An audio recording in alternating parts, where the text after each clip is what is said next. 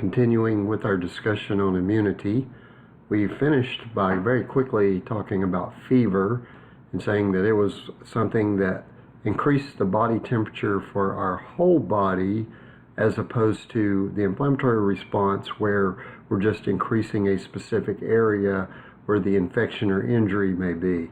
Now, a fever, again, does a couple different things. One thing, it speeds up the ability for all these other things to do their job more efficiently. It also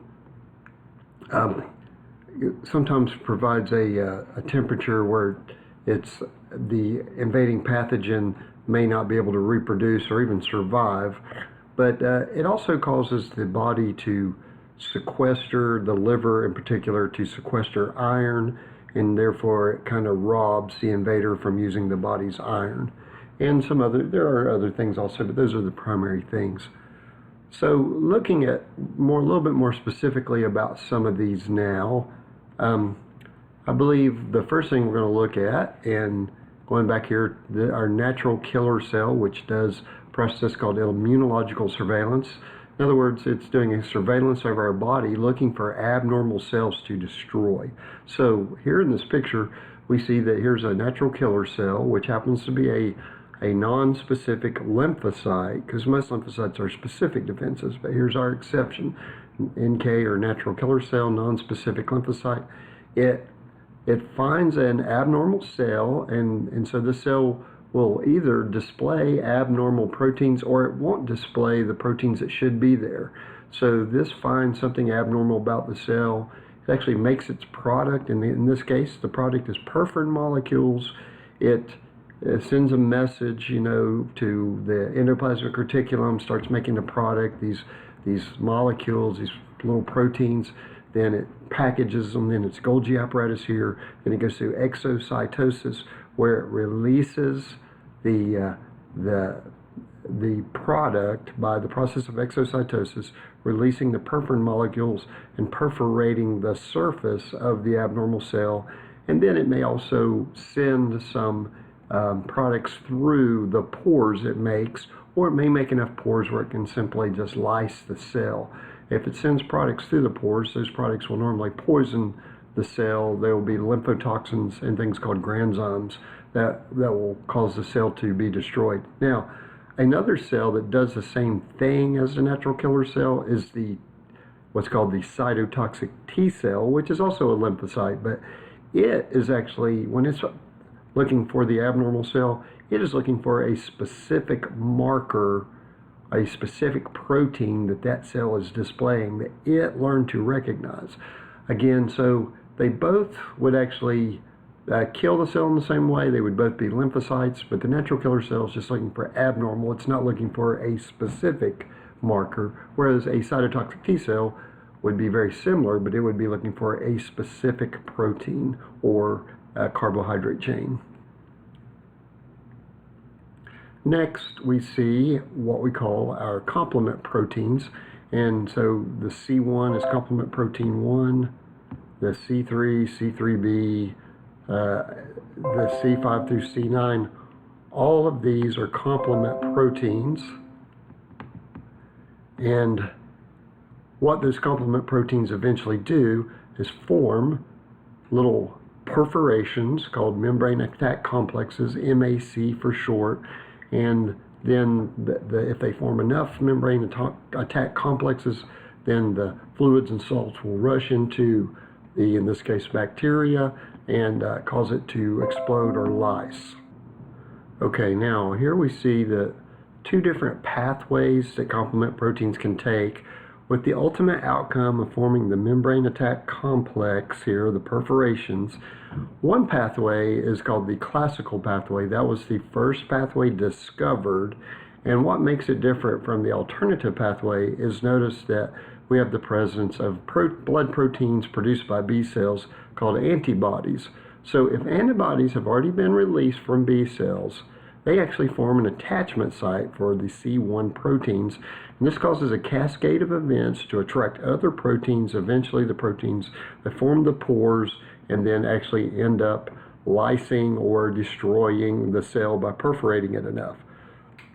The other pathway is called the alternative pathway, and this pathway actually does not use the antibodies, but the proteins are attracted to the cell through other means, but eventually do form the pores, the membrane attack complexes, and eventually, hopefully, lyse the cell. Now, this is a slower pathway than if the antibodies are there, but a lot of times this will occur earlier in the infection, because usually antibodies are not released till later on in the infection after we notify and activate the plasma B cells that actually release the antibodies. So the two different pathways, called classical because we discovered it first, it has to have antibodies present to attract the complement proteins, these blood proteins that form pores, or the alternative pathway where there's no antibodies present, but the complement proteins attach and form the pores anyway. Now, there's two other really important things going on here that besides forming the membrane attack complexes.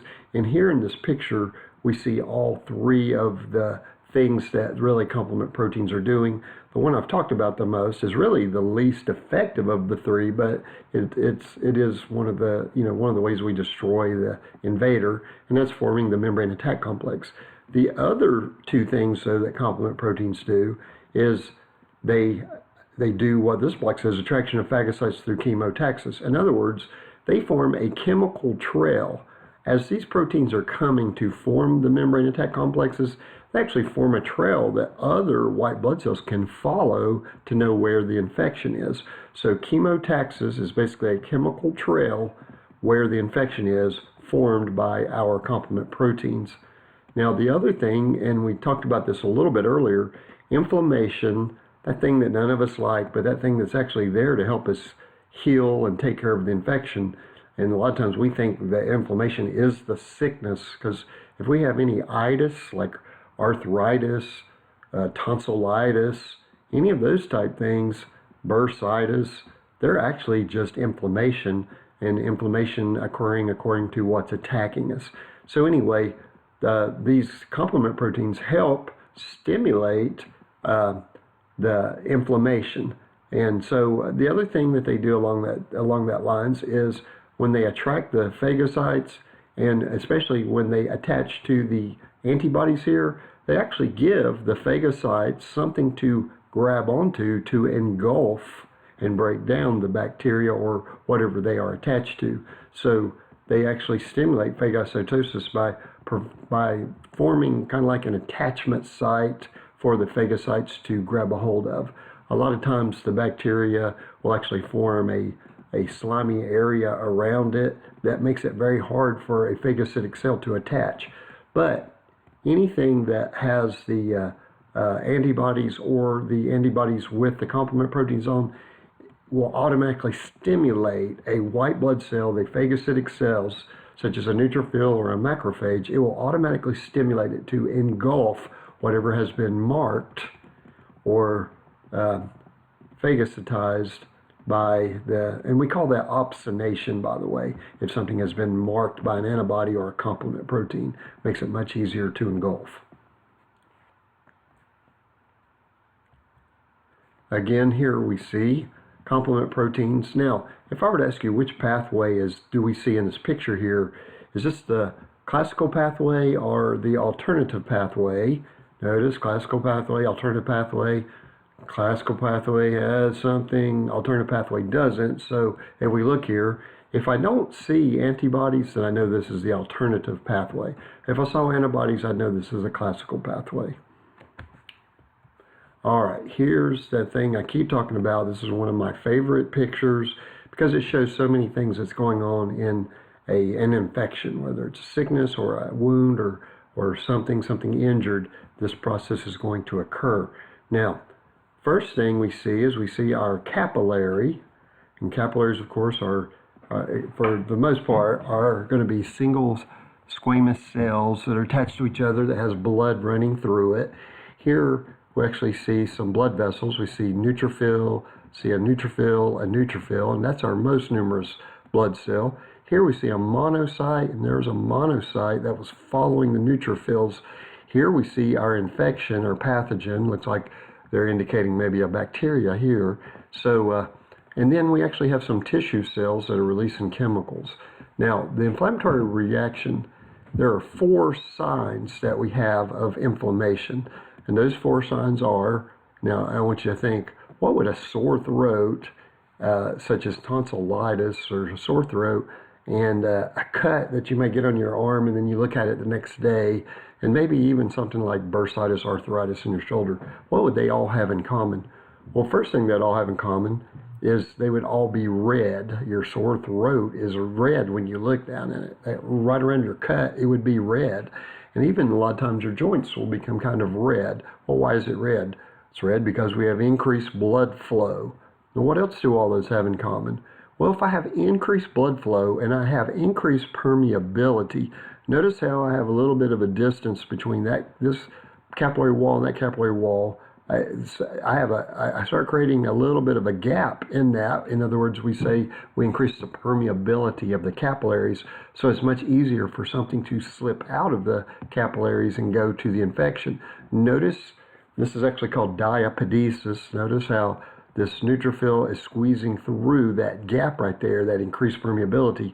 These have already come out of that increased permeability, and so not only would the cells come out, but the plasma would leak out. And if my plasma leaks out into the interstitial fluid and doesn't get reabsorbed right away, then we get increased swelling. So two of the 4 things we get with inflammation, we get increased redness, we get increased swelling. Now another thing here, notice we've got something called the free nerve ending, which is called a nociceptor. This is something that detects pain. So when we release chemicals, what's called inflammatory mediators, such as something called a histamine, then what that does is actually these chemicals here released from mast cells, which are tissue cells. We have blood cells called basophils that do the exact same thing. They release these chemicals. They cause the increased permeability. They cause our vessels to dilate, become bigger, so more blood flows there. But they can also stimulate the ends of the nerve endings to create the sensation of pain. We say sore throat because it's a painful throat. Usually when we cut ourselves, we get a little pain involved with it. Now the other thing is, as we lose the plasma and we increase the swelling, then we also can push up against that nerve ending there, and that pressure that comes from the swelling will also stimulate the pain. And then last but not least is, we said there's a local temperature increase. Well, blood circulates our heat in our body. So if I get an increase in blood to an area, then I also get an increase in heat to the area. So therefore, we see our 4 things are redness, swelling, pain, and heat are all signs of inflammation. Now, going back to this, I really love this picture because it shows so many different things that are happening. One thing that we try to do in this time is we actually release some proteins, kind of similar to the proteins that would help clot off the blood if we have a cut. But these proteins would actually clot off the area to hopefully prevent the pathogens from spreading away. So as we're clotting off an area where we may have cut ourselves, we're also going to release proteins that's going to form like a protein net over the area. Now, there's some pathogens that have been able to kind of dissolve that net. Streptococcus bacteria that causes strep throat actually has the ability to eat through that wall that we wall off. And that's part of how we detect it. When they do a strep test on you and they do a sample, they will see if that sample will cut through blood proteins, and if it does, then they figure you probably have strep throat. That's one of the ways. Okay, now the other things that we see here that's really important is that we see our monocyte here, the blood cell, becoming a macrophage. And phage means eater, macro means large. I told you earlier that neutrophils were macrophages. Notice this is engulfing, phagocytizing a pathogen here, a bacteria. But notice my macrophage is not just engulfing one. It actually extends its cytoplasm out almost like arms. They call them pseudopodia, false arms, and they engulf or grab